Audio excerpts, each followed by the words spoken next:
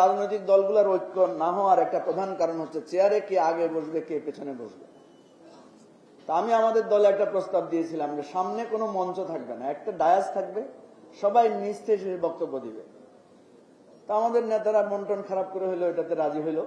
কিন্তু ঝামেলা বাধা হলো মিডিয়ার লোকেরা, বললো আমরা তো ছবি নিতে পারি না, আপনারা যদি এইভাবে একজন সামনে বসেন হয় না। সামনে এরকম লাইন ধরে বসতে হবে, পিছনে ব্যানার থাকবে, তাইলে ওনাদের ছবি নিতে সুবিধা।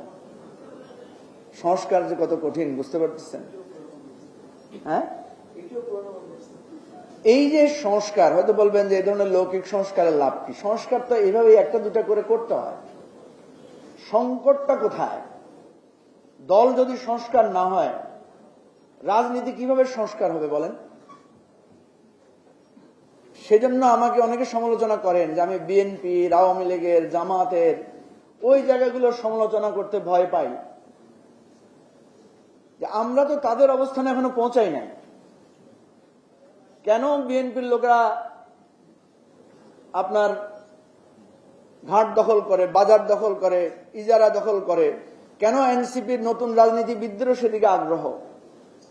আমরা শুধু সমালোচনাটাই করি, কিন্তু কেন এই আগ্রহটা তৈরি হয় সেই জায়গাটা আমরা ভাবি না কেন? যদি চাও টেস্ট, স্বাদ টমেটো সসই বেস্ট।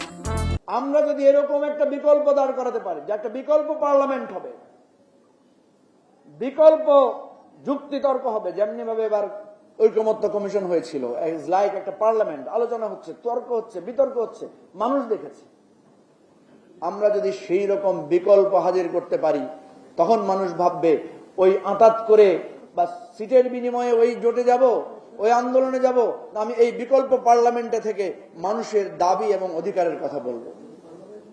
সেজন্য বলছি বিকল্প হাজির করতে হবে। যে আলোচনাটা আমাদের আন্দোলনের সময় উঠেছিল, তুমি কে আমি কে, বিকল্প বিকল্প, আসলে কি বিকল্প হতে পেরেছি আমরা? সে পারে নাই, ও পারে নাই, বাদ দেন তাদের কথা। আমরা কেন বিকল্প হয়ে হাজির হব না? সেই চিন্তার জন্য আমরা বলছি আপ বাংলাদেশ, রাষ্ট্র সংস্কার আন্দোলন, এবি পার্টি, আমরা আস্তে আস্তে নিজেদের মধ্যে মত বিনিময় শুরু করেছি। আমরা একসাথে হয়েছি। আমি এনসিপি কে আহ্বান করব, আমি গণ অধিকার পরিষদকে আহ্বান করব, আমি জেএসডি জাসদকে আহ্বান করব। আপনারা যারা অভিজ্ঞ, যারা নবীন, যারা প্রবীণ, আসেন, যার যার রাজনীতির বাইরেও এসে একটা বিকল্প রাজনীতির জন্য আমরা একসাথ হতে পারি কিনা, আমরা সমবেত হতে পারি কিনা।